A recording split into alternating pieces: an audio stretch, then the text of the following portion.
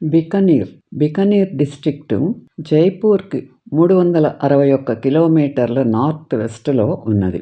Along with Jodhpur మరియు జైసల్మేర్, బికనీర్ రాజస్థాన్లోని 3 గొప్ప ఎడారి రాజ్యాలలో ఒకటి మరియు వాటిలాగే మధ్య ఆసియా మరియు చైనాకు ఓవర్లాండ్ క్యారవాన్ వాణిజ్య మార్గంలో వ్యూహాత్మక స్థానం కారణంగా అభివృద్ధి చెందింది.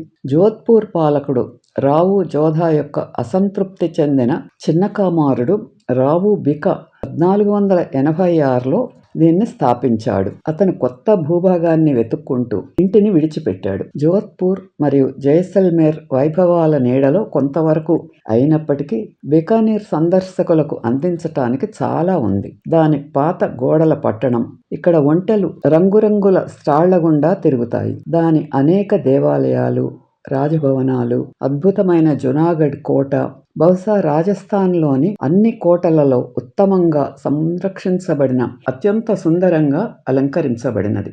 జునాగఢ్ కోట అదనపు ఆరోపణలు. మ్యూజియం డాలి 1587 మరియు 1593 మధ్య బికనీర్ 3వ పాలకుడు రాయ్ సింగ్ నిర్మించిన జునాగఢ్ కోట 986 మీటర్లు పొడవైన ఇసుకరాయి గోడ ద్వారా 37 బురుజులు, ఒక కందకం మరియు అన్నింటికంటే ముఖ్యంగా థార్ ఎడారి యొక్క విశాలమైన విస్తీర్ణంతో రక్షించబడింది. ఆశ్చర్యకరంగా కోటను ఎప్పుడూ జయించలేదు. ఇది దాని అద్భుతమైన సంరక్షణ స్థితిని వివరిస్తుంది.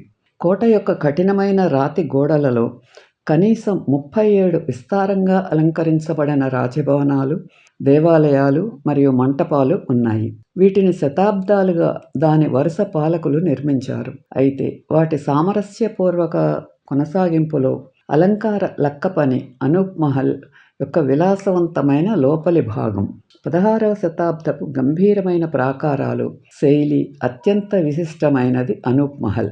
దీనిని 1690లో మహారాజా అనూప్ సింగ్ తన ప్రైవేట్ ప్రేక్షకుల హాల్గా నిర్మించాడు.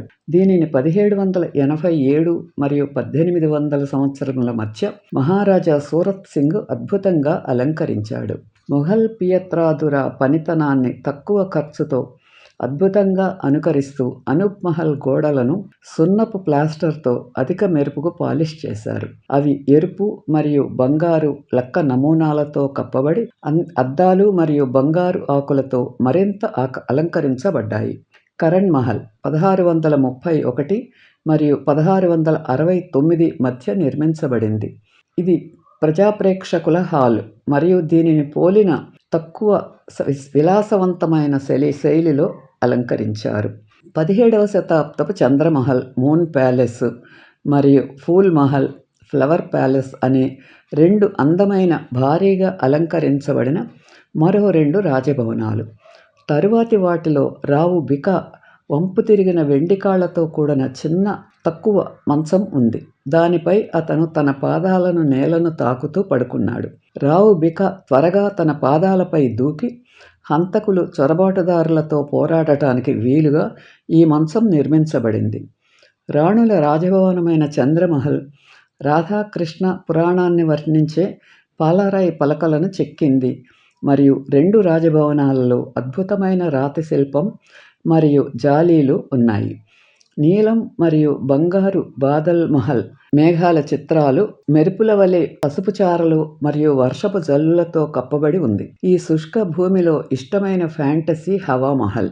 మహారాజా మంచంపై ఒక పెద్ద అద్దం ఉంచబడింది. ఇది స్పష్టంగా అతనికి క్రింద ఉన్న ప్రాంగణాన్ని వీక్షించడానికి వీలు కల్పిస్తుంది, తద్వారా అతన్ని సమీపించే ప్రమాదాన్ని హెచ్చరిస్తుంది. కోటలోని పురాతన రాజభవనం లాల్ నివాస్. ఇది 1595 నాటిది మరియు ఎరుపు, బంగారు రంగులలో పూల నమూనాలతో అలంకరించబడింది. కొత్త రాజభవనం భారీ దర్బార్ నివాస్, పట్టాభిషేక రాజభవనం. దీనిని 20వ శతాబ్దం ప్రారంభంలో బికనీర్ యొక్క అత్యంత ప్రగతిశీల పాలకుడు సర్ గంగా సింగ్ నిర్మించాడు.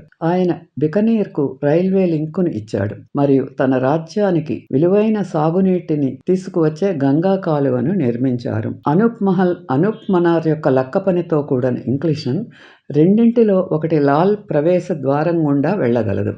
ఈ వీడియో మీకు నచ్చితే లైక్ చేసి, షేర్ చేసి, సబ్స్క్రైబ్ చేయండి.